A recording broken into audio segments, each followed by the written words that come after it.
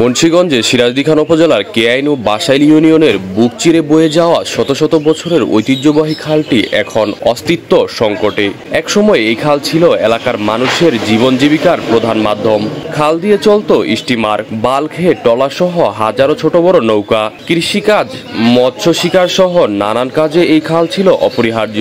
কিন্তু দখলদারদের লোলভ দৃষ্টির শিকার হয়ে খালটি এখন প্রায় মৃত।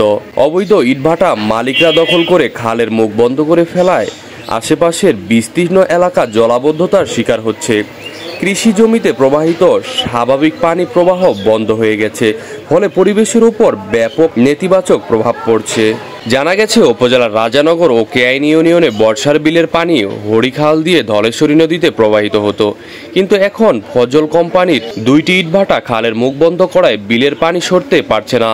ফলে কেআইন ইউনিয়নের কেআইন, কুচিয়ামোড়া, বড়বর্তা, ঘোড়ামারা সহ কয়েকটি গ্রামে পানি চলাচল বন্ধ হয়ে গেছে। এলাকাবাসী বহুবার প্রশাসনের কাছে অভিযোগ জানালেও কার্যকর কোনো ব্যবস্থা নেওয়া হয়নি। এছাড়া স্থানীয় জনপ্রতিনিধিদের দুর্নীতির কারণেই এই ভয়াবহ পরিস্থিতি তৈরি হয়েছে।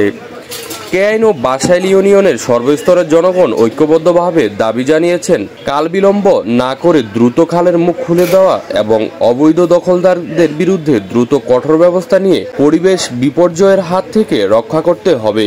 তা না হলে দখল করা বন্ধ করা যাবে না।